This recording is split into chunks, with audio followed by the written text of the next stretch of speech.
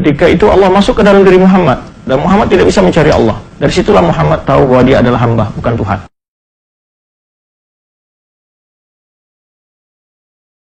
Ajaran tarikat memiliki banyak paham.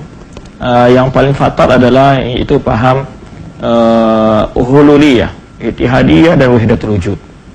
Ya, di dalam awal belajar tarikat mereka memiliki semacam doktrin-doktrin. Di antara pertama yang dipelajari adalah pertama yang diciptakan Allah itu adalah Nur Muhammad. Ya, Nur Muhammad. Lalu Allah menciptakan makhluk semua dari Nur Muhammad. Nah, ketika Nur Muhammad diciptakan Allah, ini pelajaran mereka biasanya di awal-awal itu, maka Allah dengan Muhammad saling cari-carian. Ya. Ketika itu Allah masuk ke dalam diri Muhammad, dan Muhammad tidak bisa mencari Allah. Dari situlah Muhammad tahu bahwa dia adalah hamba, bukan Tuhan. Ini adalah ajaran-ajaran yang menyimpang dari apa yang diajarkan Rasulullah SAW dan para sahabat. Ya, yang pertama diciptakan Allah bukan Muhammad adalah Arsy. Ya. Dan bahkan mereka juga mengatakan bahwa makhluk ini diciptakan dari Nur Muhammad. Nah, oleh sebab itu kajian-kajian thariqat banyak kan diambil dari filsafat-filsafat kuno, filsafat Yunani kuno dan filsafat Romawi kuno ataupun Persia kuno. Itu banyak diambil dari sana. Ya, kalau kita teliti mereka banyak mengambil kajian-kajian thariqat dari situ. Dan hal jelas hal ini tidak ada tuntunan di dalam agama kita. Ya, adapun thariqat ini tidak dikenal di masa para sahabat, tabi'in, bahkan Imam Syafi'i juga tidak punya thariqat yang seperti ini. Ya, para ulama-ulama yang masyhur tidak ada yang terkenal di tokoh sebagai umat, tokoh di kalangan umat tidak pernah melakukan hal-hal seperti itu. Apalagi setiap orang memiliki thariqat tersendiri.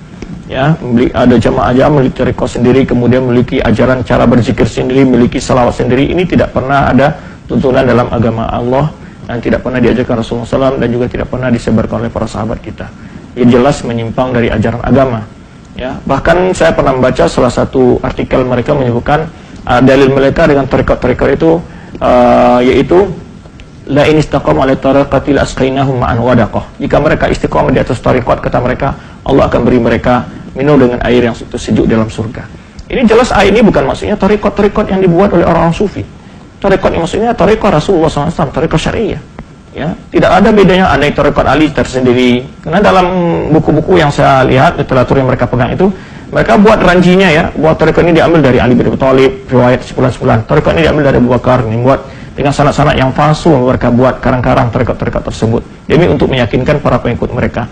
Apalagi thariqat itu memiliki cara-cara ibadah yang kadang-kadang tidak disyariatkan, kadang-kadang cara-cara bertobat yang tidak disyariatkan. Maaf bicara, ada sebagian aliran thariqat itu yang ketika disebutkan dengan mandi taubat, ya ada namanya mandi taubat, itu di sebagian ajaran thariqat itu seorang guru laki-lakinya memandikan muridnya yang perempuan. Ya, hal ini sangat yang ini sampai kepada pelecehan seksual. Dan tidak sedikit penyimpang-penyimpang yang dilakukan oleh ajaran thariqat ini. Ada lagi yang ajaran thariqat ini yang mereka itu bertapa atau bersemedi di dalam sebuah kelambu, ya, kemudian tanpa makan, tanpa minum, tanpa sholat ya selama 40 hari, ya, tidak sholat berjamaah, bahkan tidak mandi dan seterusnya.